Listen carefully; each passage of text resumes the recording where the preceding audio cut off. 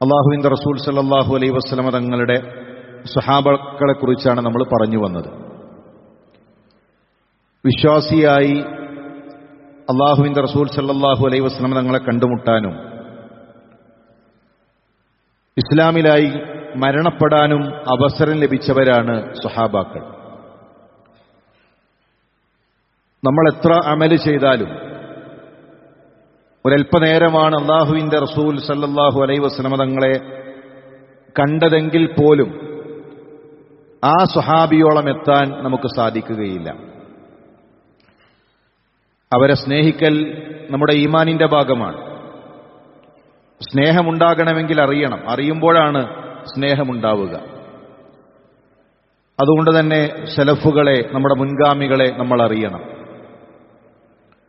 മഹാനായ സഈദ് ഇബ്നു ആമിർ അൽ ജുമഹി റളിയല്ലാഹു അൻഹു ഒരുപാട് സ്ഥാനങ്ങളുള്ള, ഒരുപാട് ഫളിലുള്ള സ്വഹാബിയാണ് സഈദ് ഇബ്നു ആമിർ. ഖുബൈബ് റളിയല്ലാഹു തആല അൻഹുവിന്റെ വഫാത്താണ് ഇസ്ലാമിലേക്ക് കടന്നുവരാൻ അദ്ദേഹത്തിന് കാരണമായത്. ശത്രുക്കൾ ചതിയിലൂടെ ഖുബൈബ് റളിയല്ലാഹു തആല അൻഹുവിനെ പിടികൂടി. നമ്മൾ എത്രയോ ഖുതുബകളിൽ ഖുബൈബ് റളിയല്ലാഹു തആല അൻഹുവിന്റെ ചരിത്രം മനസ്സിലാക്കിയിട്ടുണ്ട്. തൻഈം താഴ്വരയിലേക്ക് ഖുബൈബ് റളിയല്ലാഹു തആല അൻഹുവിനെ കൊണ്ടുവരുന്നുണ്ട്. വലിയൊരാൾക്കൂട്ടം അവിടെ തടിച്ചുകൂടിയിട്ടുണ്ട്. അവനെ വധിക്കൂ, അവനെ കൊല്ലൂ എന്നവർ ആർത്തലച്ചുകൊണ്ടിരിക്കുന്നു. ബദറിൽ കൊല്ലപ്പെട്ട ഞങ്ങളുടെ പ്രിയപ്പെട്ടവർക്കുള്ള പ്രതികാരമാണ് ഖുബൈബിന്റെ മരണം എന്നവർ പറയുന്നുണ്ട്. മഹാനായ സ്വഹാബിയെ കൈകൾ ബന്ധിച്ച് ചാട്ടവാറുകൾ കൊണ്ട് പൊതിരെ തല്ലി വധിക്കാൻ അവർ തയ്യാറാക്കിയ സ്ഥലത്തെത്തി കൊണ്ടുവന്നു നിർത്തുന്നുണ്ട്. അദ്ദേഹം അബൂ സുഫിയാൻ അടക്കമുള്ള മുശ്രിക്കീങ്ങളുടെ നേതാക്കന്മാരോട് ചോദിക്കുന്നു, എനിക്ക് 2 റക്അത്ത് നമസ്കരിക്കാൻ നിങ്ങൾ അനുവാദം നൽകുമോ? ആൾക്കൂട്ടത്തിൽ നിന്ന് സഈദ് ഇബ്നു ആമിർ ഈ രംഗം നോക്കിക്കാണുകയാണ്.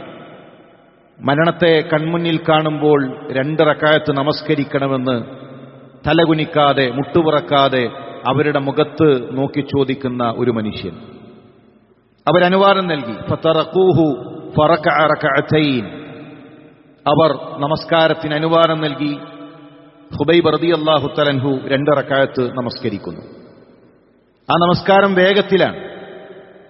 സലാം വീട്ടി തടിച്ചുകൂടിയ മുശ്രിക്കീങ്ങളോട് പറയുന്നത്, ഖുബൈബിന് മരണത്തെ പേടിയാണ് എന്ന് നിങ്ങൾ പറയില്ലായിരുന്നുവെങ്കിൽ സുദീർഘമായി ഞാൻ സുജൂദിൽ കിടക്കുമായിരുന്നു. സുജൂദിൽ കിടക്കുമ്പോൾ ഞാൻ അനുഭവിക്കുന്ന ഒരു ആനന്ദമുണ്ട്, ഞാൻ അനുഭവിക്കുന്ന ഒരു അനുഭൂതിയുണ്ട്. പക്ഷേ നിങ്ങൾ ചിലപ്പോൾ പറയും, ഖുബൈബ് മരിക്കാൻ പേടിയാണ്, കിടക്കുന്നത് കണ്ടില്ലേ, നിസ്കാരം നീട്ടിക്കൊണ്ടുപോകാൻ. ആ പറച്ചിലില്ലായിരുന്നുവെങ്കിൽ ഖുബൈബിന്റെ നമസ്കാരത്തിന് ഇനിയും ദൈർഘ്യമുണ്ടാകുമായിരുന്നു. കഴുമരം ഒരുങ്ങിയിട്ടുണ്ട്. ആ കഴുമരത്തിലേക്ക് ചേർത്ത് നിർത്തി ശരീരത്തിലെ മാംസങ്ങൾ ശത്രുക്കൾ അറുത്തുമാറ്റുന്നുണ്ട്. ആൾക്കൂട്ടത്തിലൊരുവനായി മഹാനായ സഈദ് റളിയല്ലാഹു തആല അൻഹു ഈ കാഴ്ച നോക്കി നിൽക്കുകയാണ്. ഒരു മനുഷ്യൻ മരണത്തെ കണ്ടുമുട്ടുന്നു. മരണത്തെ കാണാനിരിക്കുകയാണ്. ആ ചുണ്ടിൽ നിന്ന് വരുന്നത് എന്താണ്? അദ്ദേഹം കാതുകൂർപ്പിച്ചു. മഹാനായ ഖുബൈബ് റളിയല്ലാഹു തആല പറയുന്നത്, വലസ്തു ഉബാലി ഹീന ഉഖ്തലു മുസ്ലിമ അലാ അയ്യി ജിംബിൻ ശഖിൻ കാന ലില്ലാഹി മസ്റഈ. തൗഹീദിന്റെ പ്രഖ്യാപനമാണ്. മുസ്ലിമായിട്ടാണ് ഖുബൈബിന്റെ മരണമെങ്കിൽ ഖുബൈബിന് ഒന്നും പ്രശ്നമല്ല. തൗഹീദിലായിട്ടാണ് ഖുബൈബിന്റെ മരണമെങ്കിൽ, ലാ ഇലാഹ ഇല്ലല്ലാഹ്ക്ക് വേണ്ടിയിട്ടാണ് ഖുബൈബിന്റെ മരണമെങ്കിൽ, എന്റെ ശരീരങ്ങൾ ഏതു ഭാഗങ്ങളിലേക്ക് ചേതനയറ്റു വീണുകഴിഞ്ഞാലും അത് ഖുബൈബിന്റെ വിഷയമല്ല എന്ന് തൗഹീദിന്റെ ആശയങ്ങൾ ആ ചുണ്ടിൽ നിന്ന് അദ്ദേഹം പ്രഖ്യാപിക്കുന്നു. ആക്രമിക്കുമ്പോൾ ശത്രുക്കൾ ചോദിക്കുന്നുണ്ട്, ഖുബൈബ് നിന്റെ സ്ഥാനത്ത് മുഹമ്മദായിരുന്നെങ്കിൽ നീ ആഗ്രഹിക്കുന്നുണ്ടോ? നീ കുടുംബത്തിൽ നിന്റെ ഭാര്യയുടെ കൂടെ, നിന്റെ മക്കളുടെ കൂടെ, നിന്റെ പ്രിയപ്പെട്ടവരുടെ കൂടെ പകരം ഈ സ്ഥാനത്ത് മുഹമ്മദായിരുന്നെങ്കിൽ എന്താണ് നിന്റെ അഭിപ്രായം? അദ്ദേഹത്തിന്റെ മറുപടി, അള്ളാഹുവിന്റെ റസൂൽ സല്ലല്ലാഹു അലൈഹി വസല്ലം തങ്ങളുടെ കാലിൽ ഒരു മുള്ളു തറക്കുന്നതുപോലും ഹുബൈബിന് സഹിക്കില്ല. എന്റെ ശരീരത്തിലെ എന്റെ ആത്മാവെന്നെ വിട്ടു പിരിയുന്നതിന്റെ വിഷയമല്ല, എന്റെ ശരീരത്തെ നിങ്ങൾ പ്രഹരിക്കുന്നതിന്റെ വിഷയമല്ല. എന്റെ വിഷയം എന്റെ റസൂലുള്ളാഹിയുടെ കാലിൽ ഒരു മുള്ളു തറക്കുന്നതാണ്. അതുപോലും എനിക്ക് സഹിക്കാൻ കഴിയില്ല. മഹാനായ ഹുബൈബ് റളിയല്ലാഹു തആല അൻഹുവിനെ അവർ കുരിശിൽ തറച്ചു. കണ്ണുകൾ ആകാശങ്ങളിലേക്ക് ഉയർത്തി ഹുബൈബ് റളിയല്ലാഹു തആല അൻഹു പ്രാർത്ഥിച്ചു. അള്ളാഹുവിന്റെ മാർഗത്തിൽ അദ്ദേഹം രക്തസാക്ഷിയായി. സഈദ് ഇബ്നു ആമിർ, അദ്ദേഹത്തിന്റെ ഹൃദയത്തിലേക്ക് ആ കാഴ്ച ആഴ്ന്നു പതിക്കുകയാണ്. അദ്ദേഹം വീട്ടിലെത്തി. ഉറക്കത്തിൽ ഹുബൈബ് അദ്ദേഹത്തിന്റെ മനസ്സിലേക്ക് എത്തുന്നു. അദ്ദേഹത്തിന്റെ ഓരോ നിമിഷങ്ങളിലും ഹുബൈബ് റളിയല്ലാഹു തആല അൻഹുവിന്റെ ആ രംഗം അദ്ദേഹത്തിന്റെ മനസ്സിലേക്ക് വരുന്നു. എങ്ങനെയാണ് മരണാസന്നമായി നിൽക്കുന്ന ഒരു മനുഷ്യന് 2 റക്അത്ത് നമസ്കരിക്കാൻ കഴിയുന്നത്? അത്രമേൽ മധുരമുള്ളതാണോ ഈ നമസ്കാരം? മരണത്തെ കൺമുന്നിൽ കാണുമ്പോഴും തൗഹീദാണെന്ന് പ്രഖ്യാപിക്കാൻ ഒരു മനുഷ്യൻ എങ്ങനെ കഴിയുന്നു? എന്താണ് ഇത്രമേലൊരു മനുഷ്യനെ സ്നേഹിക്കാൻ, പ്രവാചകനെ സ്നേഹിക്കാൻ എന്താണ് ആ മനുഷ്യന്റെ പ്രത്യേകത? ആ ഉത്തരം തേടി അലയുകയായിരുന്നു മഹാനായ സഈദ് റളിയല്ലാഹു തആല അൻഹു. ആ അലച്ചിൽ അവസാനിച്ചത് അശ്ഹദു അല്ലാ ഇലാഹ ഇല്ലല്ലാഹ് എന്ന പ്രഖ്യാപനത്തിലാണ്. അദ്ദേഹം ഇസ്ലാം സ്വീകരിച്ചു. ഇസ്ലാമിലേക്ക് കടന്നു വരാതിരിക്കാൻ അദ്ദേഹത്തിന് സാധിച്ചില്ല. അദ്ദേഹം തൗഹീദ് പ്രഖ്യാപിച്ചു. പിന്നീട് മഹാനായ സഈദ് റളിയല്ലാഹു തആല അൻഹു മദീനയിലേക്ക് പലായനം ചെയ്തു. ഖൈബർ അതിനോടടുത്ത് നിൽക്കുന്ന സമയത്താണ് അദ്ദേഹം ഇസ്ലാം സ്വീകരിക്കുന്നത്. ഖൈബറിൽ അദ്ദേഹം പങ്കാളിയായി. പിന്നീട് ഇസ്ലാമിലെ ഓരോ യുദ്ധങ്ങളിലും, ഓരോ പോരാട്ടങ്ങളിലും, ഇസ്ലാമിന്റെ ഓരോ ത്യാഗ നിമിഷങ്ങളിലും പ്രവാചകൻ സല്ലല്ലാഹു അലൈഹി വസല്ലം തങ്ങളുടെ കൂടെ അദ്ദേഹം ചേർന്ന് നിന്നു. അബൂബക്കർ റളിയല്ലാഹു തന്റെ ഭരണകാലഘട്ടത്തിൽ, ഉമർ റളിയല്ലാഹു തന്റെ ഭരണകാലഘട്ടത്തിൽ, അപ്പോഴെല്ലാം ഇസ്ലാമിക പ്രവർത്തനങ്ങളിൽ കഴിയുന്ന രൂപത്തിൽ അദ്ദേഹം പങ്കാളിയായി. അബൂബക്കർ റളിയല്ലാഹു തആല, ഉമർ റളിയല്ലാഹു തആല എന്തെങ്കിലും പ്രതിസന്ധികൾ ഉണ്ടായാൽ അദ്ദേഹത്തോട് ശൂറ നടത്തുമായിരുന്നു, കൂടിയാലോചന നടത്തുമായിരുന്നു. മഹാനായ സ്വഹാബിയുടെ ഏറ്റവും വലിയ പ്രത്യേകത ദുനിയാവ് കൊതിച്ചിരുന്നില്ല എന്നതാണ്. ദുനിയാവിനൊന്നും ആഗ്രഹിച്ചിരുന്നില്ല. അധികാരമുണ്ടായിരുന്നു, സമ്പത്തുണ്ടായിരുന്നു. ഇസ്ലാമിലേക്ക് കടന്നു വന്നപ്പോൾ ദുനിയാവിന്റെ ഒന്നും അദ്ദേഹത്തെ സ്വാധീനിച്ചില്ല.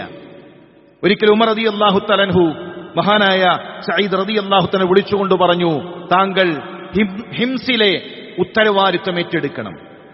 താങ്കൾ അവിടെയുള്ള ഭരണാധികാരം, അവിടെയുള്ള ഉത്തരവാദിത്വം നിങ്ങളെ ഞാൻ ഏൽപ്പിക്കുകയാണ്. മഹാനായ സ്വഹാബിയുടെ മറുപടി, ഉമർ, എനിക്കതിന് കഴിയുകയില്ല. ദുനിയാവിനെ നിങ്ങൾ എന്നിലേക്ക് തിരിച്ചു വെക്കുകയാണോ? ദുനിയാവ് എന്റെ മേൽ നിങ്ങൾ കെട്ടിവെക്കുകയാണോ? ഉമർ, ഒരിക്കലും ഒരു അധികാരം അത് ഏറ്റെടുക്കാൻ ഞാൻ തയ്യാറല്ല എന്ന് മഹാനായ സ്വഹാബി പറയുകയാണ്. ഉമർ റളിയല്ലാഹു തന്റെ മുഖം ചുവന്നു.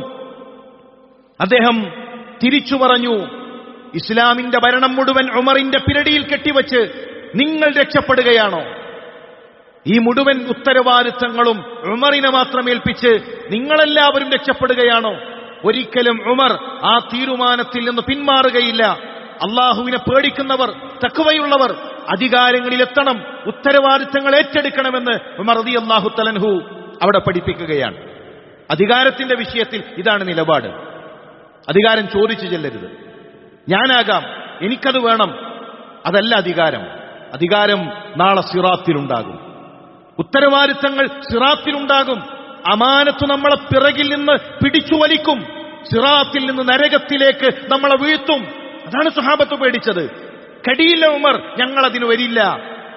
ആ ഉത്തരവാദിത്തം ഏറ്റെടുക്കാൻ എനിക്ക് കഴിയില്ല.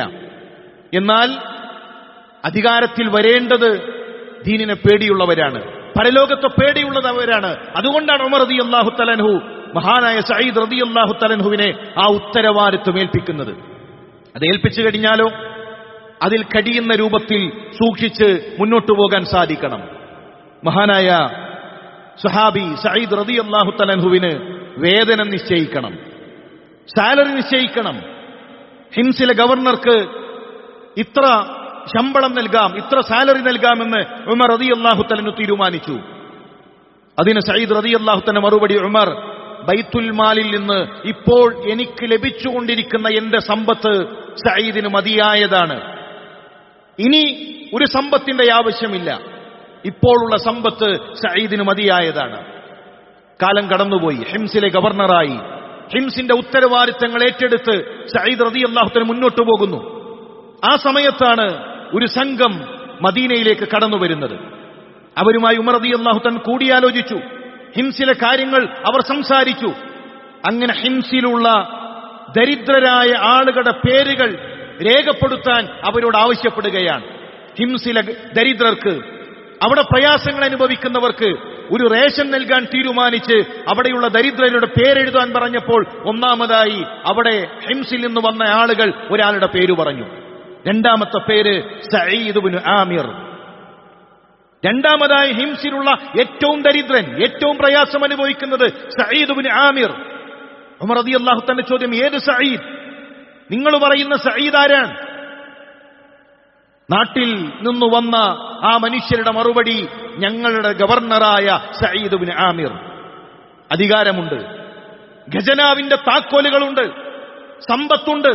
പക്ഷെ തന്റെ ആവശ്യത്തിനു വേണ്ടി പൊതുമുതലിൽ നിന്ന് ഒന്നും സ്വീകരിക്കാത്ത അതിദരിദ്രനായി കഴിഞ്ഞുകൂടിയ സഈദ് ഇബ്നു ആമിർ, അദ്ദേഹത്തിന്റെ വീട്ടിൽ അടുപ്പ് പുകഞ്ഞിട്ട് ദിവസങ്ങളായിട്ടുണ്ട് ഉമർ. സഈദ് ഇബ്നു ആമിറിന്റെ വീട്ടിൽ ഭക്ഷണം ഞങ്ങൾ കണ്ടിട്ട് ദിവസങ്ങളായിട്ടുണ്ട് ഉമർ. ഞങ്ങളുടെ നാട്ടിലെ ദരിദ്രരുടെ പേരെഴുതാൻ പറഞ്ഞാൽ ഞങ്ങൾക്കെഴുതാനുള്ള ഒന്നാമത്തെ പേര് സഈദ് ഇബ്നു ആമിറിന്റെ പേരാണ്. ഇന്ന് അധികാരങ്ങൾ സമ്പത്ത് വാരിയെടുക്കാൻ, സമ്പത്ത് കുമിഞ്ഞുകൂട്ടാൻ, അതിനുവേണ്ടിയുള്ള അധികാരികളുടെ കാലഘട്ടത്തിൽ സഈദ് ഇബ്നു ആമിറിന്റെ ചരിത്രം പ്രസക്തമാണ്. ഉമർ റളിയല്ലാഹു തആല അൻഹു 1000 ദീനാറുകൾ കൊടുത്തയച്ചു. സഈദ് ഇബ്നു ആമിറിനോട് ഉമറിന്റെ സലാം അറിയിക്കുക, ഈ സമ്പത്ത് അദ്ദേഹത്തിന്റെ ആവശ്യങ്ങൾക്ക് വേണ്ടി ചിലവഴിക്കാൻ നിങ്ങൾ പറയുക. ആ സംഘം ഹിംസിലെത്തി. 1000 ദീനാറുകൾ സഈദ് ഇബ്നു ആമിറിന്റെ കൈകളിൽ നൽകി. സമ്പത്ത് കണ്ട ഉടനെ അദ്ദേഹം പറഞ്ഞു, ഇന്നാ ലില്ലാഹി വ ഇന്നാ ഇലൈഹി റാജിഊൻ. ഭാര്യ ഓടിയെത്തി. ഒരു ഇസ്തിർജ ആണ്, ഒരു ദുഃഖവാർത്തയാണ്. എന്താണ് ഇത്രമേൽ സഈദ് പേടിക്കാനുള്ള കാരണം? ഭാര്യയുടെ ചോദ്യം, നമ്മുടെ ഖലീഫ മരണപ്പെട്ടുപോയോ? നമ്മുടെ ഖലീഫ മരണപ്പെട്ടുപോയോ? സഈദ് ഇബ്നു ആമിറിന്റെ മറുപടി, അതിനേക്കാൾ ഗൗരവമാണ് വിഷയം, അതിനേക്കാൾ ഗൗരവമാണ് വിഷയം. എന്തുപറ്റി? മുസ്ലിമീങ്ങളെ മൊത്തം ബാധിക്കുന്ന ഒരു പ്രതിസന്ധി വന്നിട്ടുണ്ടോ? ഒരു പ്രശ്നം വന്നിട്ടുണ്ടോ? മുസ്ലിം സമൂഹം ഒരു പ്രതിസന്ധിയുടെ മുഖത്താണോ ഉള്ളത്? അതിനേക്കാൾ ഗൗരവമാണ് വിഷയം. സഈദിന്റെ അരികിലേക്ക് ദുനിയാവെത്തുന്നു. സഈദിന്റെ മുന്നിലേക്ക് ഇതാ ദുനിയാവെത്തുന്നു. ഈ ദുനിയാവ് എന്നെ ദീനിൽ നിന്ന് അകറ്റുമോ എന്ന് ഞാൻ പേടിക്കുകയാണ്. എന്റെ പരലോകമാണ് വിഷയം. ദീനുള്ള ഭാര്യയുടെ മറുപടി, ഞാൻ നിങ്ങളെ സഹായിക്കാം. ഈ പണം നമ്മൾ എന്തു ചെയ്യണം? അവിടെയുള്ള മിസ്കീനുകളെ കണ്ടെത്തി ആ മിസ്കീനുകളിലേക്ക് ആ ഭാര്യയും ഭർത്താവും ആ സമ്പത്തിന്റെ വിഹിതം കൈമാറുകയാണ്. പിന്നീട് ഒരിക്കൽ ഹിംസിൽ നിന്ന് ചില ആളുകൾ ഉമർ റളിയല്ലാഹു തആല അരികിലേക്ക് വരികയാണ്. അതിനെ തുടർന്ന് ഉമർ റളിയല്ലാഹു തആല അൻഹു ആ നാട്ടിലേക്ക് അവിടെയുള്ള കാര്യങ്ങൾ അന്വേഷിക്കാൻ കടന്നു ചെല്ലുന്നു. 4 പരാതികളാണ് ഭരണാധികാരികളെ കുറിച്ചുള്ളത്. ഉമർ റളിയല്ലാഹു തആലയുടെ അരികിൽ ആ നാട്ടുകാർ ചില പരാതിയുമായി, സഈദ് ഇബ്നു ആമിർ റളിയല്ലാഹു തആലയെ കുറിച്ചുള്ള ചില പരാതികളുമായി വന്നു. ഉമർ റളിയല്ലാഹു തആലയെ അറിയാം ആരാണ് സഈദ്. പരാതി പറയുന്നവരെ വിളിച്ചുകൂട്ടി. സഈദ് റളിയല്ലാഹു തആലയെ വിളിച്ചുകൂട്ടി. ശരി, നിങ്ങളുടെ പരാതികൾ പറയുക. ഒന്നാമത്തെ പരാതി, പകലിൽ ഞങ്ങളുടെ ഭരണാധികാരി വളരെ വൈകിയാണ് ഞങ്ങളിലേക്ക് എത്തുന്നത്. പകലിൽ വളരെ വൈകിയാണ് അദ്ദേഹം ഞങ്ങളിലേക്ക് എത്തുന്നത്. സഈദ്, എന്താണ് അതിന്റെ കാരണം? അദ്ദേഹം പറഞ്ഞു, ഞാൻ ഒരിക്കലും ഉമർ ഇത് പറയാൻ ആഗ്രഹിക്കുന്നില്ല, പക്ഷേ ഇത് പറയേണ്ട സന്ദർഭമാണ്. ചോദ്യം ചെയ്യപ്പെട്ടാൽ ഉത്തരവാദിത്തങ്ങളിൽ ഒരു ചോദ്യം ഉയർന്നു കഴിഞ്ഞാൽ ഞാനത് തെളിയിക്കണം. ഉമർ, അറിയുക, എന്റെ വീട്ടിലൊരു ജോലിക്കാരനില്ല, എന്റെ വീട്ടിലൊരു തൊഴിലാളിയില്ല. ഭക്ഷണം ഒരുക്കുന്നത് ഞാനാണ്, ഹുബസ് ഒരുക്കുന്നത് ഞാനാണ്. ആ ഹുബസ് തയ്യാറാകുന്നതുവരെ, എന്റെ വീട്ടുകാർക്കുള്ള ഭക്ഷണം ഒരുക്കുന്നതുവരെ എനിക്ക് എന്റെ വീട്ടിൽ കഴിഞ്ഞുകൂടണം. എന്റെ വീട്ടിലെ ഭക്ഷണം ഒരുക്കി കഴിഞ്ഞാൽ വുദൂ ചെയ്ത് ജനങ്ങളുടെ കാര്യമറിയാൻ ഞാൻ ജനങ്ങളിലേക്ക് ഇറങ്ങും. രണ്ടാമത്തെ പരാതി, രാത്രി ആർക്കും സഈദ് മുഖം കൊടുക്കുന്നില്ല. രാത്രി ആരുടെ മുന്നിലേക്കും വരുന്നില്ല. രാത്രി ഞങ്ങൾ ഭരണാധികാരിയെ കാണുന്നില്ല. സഈദ്, എന്താണ് താങ്കൾക്ക് പറയാനുള്ളത്? അദ്ദേഹത്തിന്റെ മറുപടി, ഇതും ജനങ്ങളുടെ മുന്നിൽ വെളിവാക്കാൻ ഞാൻ ആഗ്രഹിക്കുന്നതിൽ കാര്യമല്ല. രാത്രി ഞാൻ ജനങ്ങൾക്ക് മുഖം കൊടുക്കാറില്ല. ശരിയാണ്, രാത്രി എന്റെ റബ്ബിന്റെ മുന്നിലാണ് ഞാൻ. രാത്രി എന്റെ റബ്ബിന്റെ മുന്നിലാണ്. എനിക്ക് എന്റെ കാര്യങ്ങൾ എന്റെ റബ്ബിനോട് പറയാനുണ്ട്. എന്റെ റബ്ബിന്റെ മുന്നിലുള്ള നമസ്കാരത്തിലായിരിക്കും സഈദ്. അതുകൊണ്ട് തന്നെ ജനങ്ങളുടെ മുന്നിലേക്ക് സഈദ് രാത്രി എത്താറില്ല. മൂന്നാമത്തെ ചോദ്യം, മൂന്നാമത്തെ പരാതി, മാസത്തിലൊരിക്കൽ ഞങ്ങളുടെ ഭരണാധികാരിയെ പകലിൽ സുദീർഘമായ സമയം ഞങ്ങൾക്ക് കാണാൻ കിട്ടാറില്ല. എല്ലാ മാസത്തിലും ഒരു ദിവസം ഞങ്ങളുടെ ഭരണാധികാരിയെ ഞങ്ങൾ കാണാറില്ല. വളരെ വൈകിയാണ് അദ്ദേഹം ഒരു ദിവസം എത്താറുള്ളത്. എന്താണ് അതിന്റെ കാരണം? സഈദ് റളിയല്ലാഹു അൻഹു മറുപടി, ഞാൻ ഈ ധരിച്ച വസ്ത്രമല്ലാതെ മറ്റൊരു വസ്ത്രം എനിക്കില്ല. ഹിംസിന്റെ ഗവർണറുടെ മറുപടിയാണ്. അധികാരമുള്ള, ഭരണാധികാരമുള്ള ഒരു ഗവർണറുടെ മറുപടി, ഞാൻ ധരിച്ച ഈ വസ്ത്രമല്ലാതെ മറ്റൊരു വസ്ത്രം എനിക്കില്ല. അലക്കാൻ എനിക്കൊരു ജോലിക്കാരനില്ല. ഞാൻ പകലിൽ ഒരിക്കൽ എന്റെ വസ്ത്രം അലക്കി അതുണങ്ങുന്നതുവരെ ഞാൻ കാത്തിരിക്കും. അതെന്റെ വസ്ത്രം അലക്കുന്ന ദിവസമാണ്. അന്ന് എനിക്ക് മറ്റൊരു തുണിയില്ല, മറ്റൊരു വസ്ത്രമില്ല. അത് അലക്കി അത് ഉണങ്ങുന്നതുവരെ കാത്തിരുന്ന് അതിനുശേഷമാണ് ജനങ്ങളിലേക്ക് ഞാൻ എത്തുക. നാലാമതൊരു പരാതിയുണ്ട്. ഞങ്ങളുടെ ഭരണാധികാരി ചിലപ്പോൾ ആൾക്കൂട്ടത്തിൽ ബോധം നഷ്ടപ്പെട്ടു വിടും. പെട്ടെന്ന് അദ്ദേഹം ബോധം നഷ്ടപ്പെട്ട് താഴെ വിടും. എന്താണത് എന്ന് ഞങ്ങൾ അറിയണം. എന്താണ് അദ്ദേഹത്തിന്റെ രോഗം? സഈദ് റളിയല്ലാഹു അൻഹു മറുപടി, ഹുബൈബന്റെ മനസ്സിലേക്കെത്തും. ഹുബൈബന്റെ മനസ്സിലേക്കെത്തും. അന്നത്തെ ഈമിൽ രണ്ട് കൈകളും ബന്ധിച്ച് കാലുകൾ ബന്ധിച്ച് അദ്ദേഹത്തെ കൊണ്ടുപോകുന്ന രംഗങ്ങൾ എന്റെ മനസ്സിലേക്ക് വരും. കുരിശിൽ തറക്കുന്ന ഹുബൈബിനെ എന്റെ മനസ്സിലേക്ക് വരും. ശരീരത്തിലെ മാംസങ്ങൾ ശത്രുക്കൾ അറുത്തെടുക്കുന്ന ഹുബൈബിനെ, 2 റക്അത്ത് നമസ്കരിച്ച, തൗഹീദ് പ്രഖ്യാപിച്ച, എന്റെ റസൂലാണ് എനിക്ക് ഏറ്റവും പ്രിയപ്പെട്ടത് എന്ന് പ്രഖ്യാപിച്ച എന്റെ ഹുബൈബ്, ആ ഹുബൈബിന്റെ മരണം എന്റെ മനസ്സിലേക്ക് വരുമ്പോ ഞാൻ ആലോചിക്കുന്നത്, പടച്ച റബ്ബേ, എനിക്കൊന്നും ചെയ്യാൻ കഴിഞ്ഞില്ലല്ലോ.